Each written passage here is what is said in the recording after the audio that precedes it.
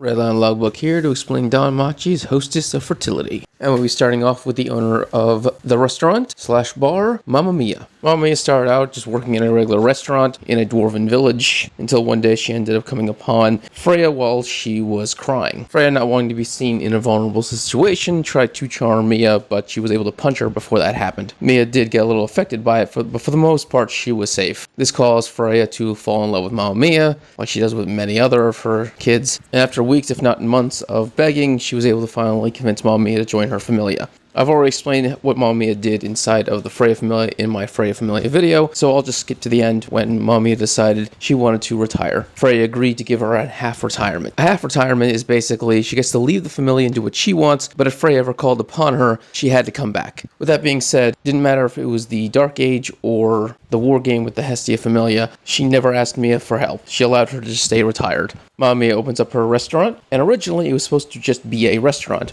but Loki kept coming in and pestering her to turn into a bar over and over again. Mamma Mia consistently said, no, I just want to make a restaurant, I just want to make food, I don't want to deal with drunken adventurers. But Loki was able to convince her by saying she will come there with her entire familia and rack up a huge bill if she turned it into a bar. As such, Mamma Mia decided fine. During the day it's a restaurant, and during the night it's a bar. In fact, they even have different furniture and even things hanging on the wall depending on the day or the night. Originally, when Mamma Mia opened up her restaurant, she had no plans to actually hire anyone. She was by herself, but over time, more and more girls would come to work for her. Each and every single one of these girls have their own backstory, most we don't know, but quite simply, they're all former adventurers who, for their own reasons, decided to give up on such a life. And each and every one of these girls are basically Mamma Mia's adopted daughters. At least that's how Mamma Mia sees it. If you mess with them, if you hurt them, if you do anything against them that she has an issue with, she will crush you. And she's level 6, so she will take you out if you cause her girls any problem. And of course, because these are her new daughters, they all of course are given a room to stay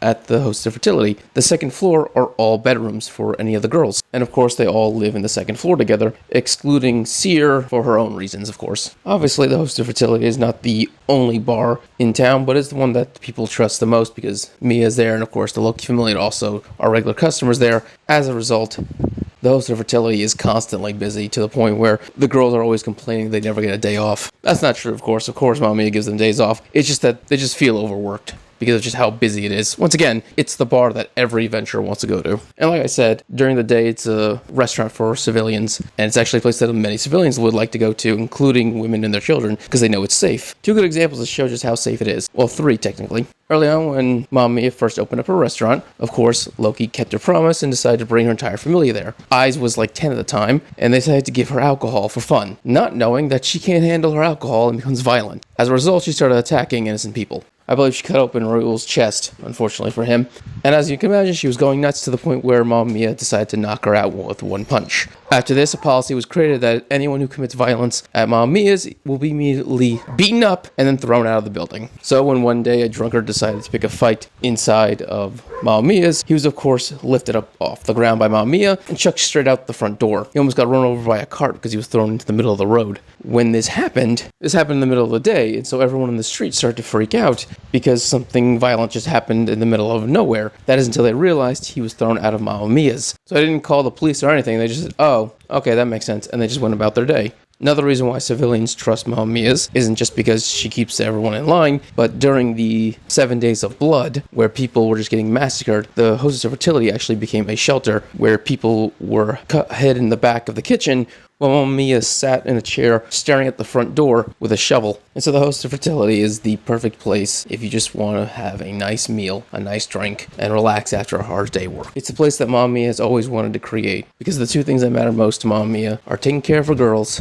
and giving people a full belly. Pretty early on, Seer started working there. Of course, Seer is Freya, and the reason why Freya decided to become Seer and work at a restaurant was because she was suffering from depression, and she was actively trying all kinds of things to cheer herself up. One of the things she tried was role-playing, where she pretended to be the girl next door, an innocent, sweet girl who just works at a restaurant and tries to do her best for other people. While this role didn't bring her happiness that she was looking for, she actually was happier being Seer than she was being Freya. As such, eventually it became the role that she chose to be. Originally, only Mamma Mia knew who she really was, but because Mamma Mia saw Freya as a little girl, as her daughter, it wasn't really hard for her to treat Seer that way. So every time you see Mamma Mia yell at Seer, hit her on the head, scold her, complain about how lazy she isn't playing along with Freya's role-playing game. No. She legitimately sees Seer as her child. She sees Freya as her child, and so she's just scolding her how a mother would scold her when she misbehaves. So while it was sometimes acting on Freya's part, it was never acting on Mamma Mia's part. Seer's job at the restaurant is only being a waitress because she's a terrible cook. And yeah, after being kicked out of the Freya Familia, basically was homeless and a scared little kitten.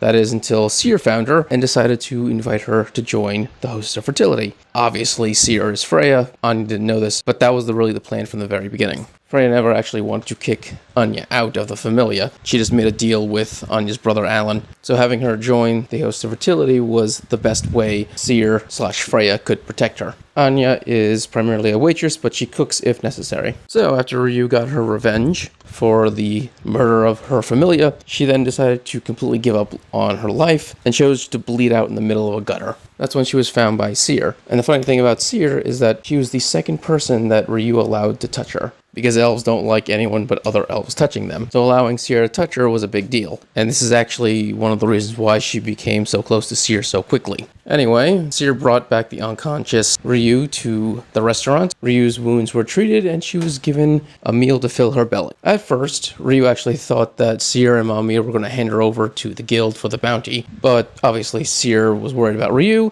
and Mamma Mia doesn't give a shit about that kind of stuff. Instead, they decided to extort Ryu. In a sense, they were saving her, but what they did is after they gave Ryu the food, they then handed Ryu a massive bill that was impossible to pay off. It was also way too high for the cheap meal that they were given. Ryu immediately realized what they were doing, but at that point it was too late. She was basically trapped, she was hurt, she was wanted by everyone, and honestly, it's not like she had anywhere else to go, so she decided to stay and be a part of the Host of Fertility. And Ryu was shit at it. She couldn't cook without cutting herself, she couldn't wait tables without breaking glasses, she couldn't do anything without just screwing up, constantly increasing her debt. And the biggest issue, Ryu was still suicidal this entire time. And while interacting with Anya and the rest of the girls did help with Ryu's sorrow somewhat, it was still gnawing at her. That is until Seer decided to go on a walk with her. Seer took her to a balcony where they could see out across the entire city, and she wanted Ryu to look upon all the happy people living their lives in peace. And the reason why she wanted her to see this is because this happened because Ryu fought for these people. Her and the Estrella Familia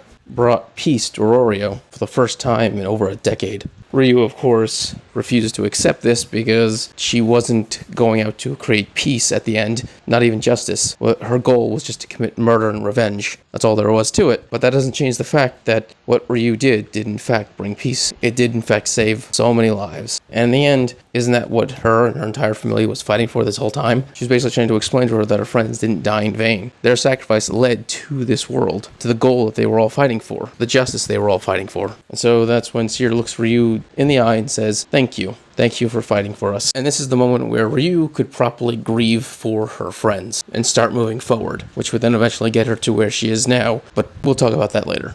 Days, if not weeks after this moment with Ryu and Seer, that's when she was discovered by certain groups that wanted to take her out for revenge purposes, because once again, Ryu didn't just kill members of Evilus, she killed anyone who was connected to Evilus. Didn't matter if they were members of the guild, merchants, whatever. And so two different factions hired a hitman to kill her. One group hired the best bounty hunter around, Black Fist Lunary, and the other faction hired the best assassin around, Black Cat Chloe. They both scouted out Ryu for a long time, watching her work within the restaurant, and at a certain point, they actually began to feel jealous of her. Because, you gotta remember, Ryu is Gale Wind, and she's this terror that slaughtered dozens of people. And yet, she was living this peaceful, happy life, something that Lorena and Chloe wish they had. Because Chloe grew up in a familia of assassins, and even though she got free from them, her life was just stained with blood and killing. In fact, when she was offered a place to live in peace by her current god Noor, she refused, saying basically she's unworthy of being part of a noble god, Familia. And Lurinia, who grew up on the streets her entire life as an orphan, fighting to survive,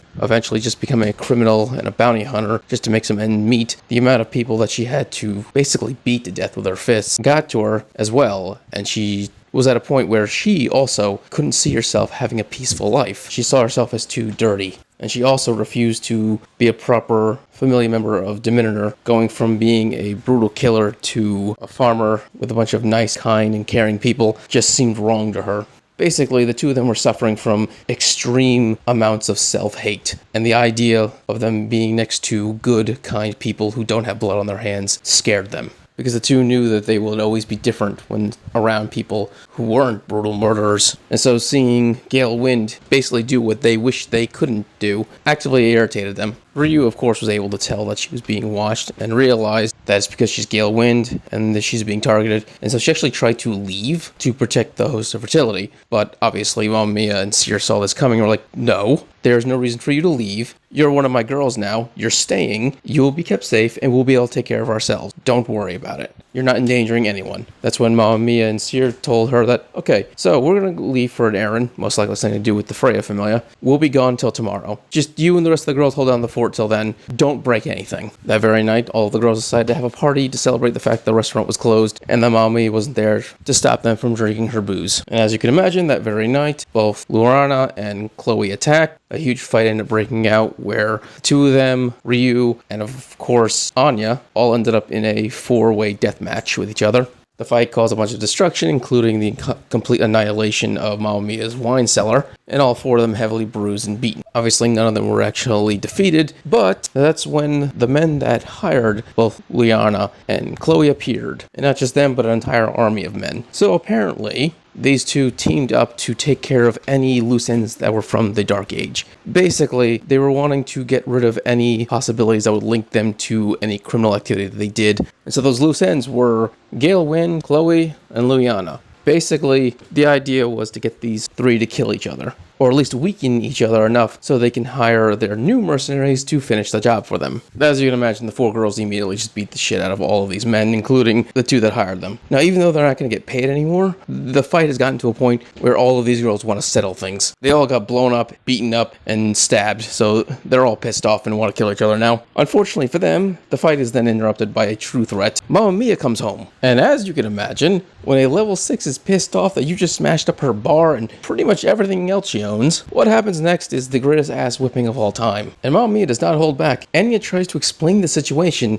and before she even gets a word out, she's immediately smashed into the ground so hard she's lying in a crater. And yes, she does that to the other three as well. As you can imagine, all four of them are then given massive debts to pay off and are forcibly constricted into working for Mamma Mia for the rest of their lives. Lorena and Chloe, of course, try to object to this, but all Mamma Mia has to do is glare at them and they shut up real quick. And while they're complaining on the outside, in the end, the two finally get what they've always wanted, a family. In fact, both Diminutor and Nord, their gods, are happy for them, because these are the lives that the two of them have always wanted for their kids. And basically, this is the status quo of the Hostess of Fertility when Belle first meets Seer outside the front door in the very first novel of Danmachi. Things don't really change for the Hostess of Fertility for most of the story up until the Great Faction War, where the mass majority of the girls decide to join Nord or Diminutor's familias, so this way they can take part in the faction war. 2, Ryu decides to leave and join the Hestia Familia. And 3, the entire Freya Familia becomes employees at the Hostess of Fertility. Kind of, sort of. Their main way of getting money obviously would still be in the dungeon. They're just doing this to be around their goddess. So yeah, Mamma Mia fulfilled her dream. She created herself a little family. A family of outcasts and criminals, but still, a family that she can take care of and be proud of. Alright, if you enjoyed this video, subscribe, give it a thumbs up so you enjoy more Danmachi and other things. Thank you and have a great day.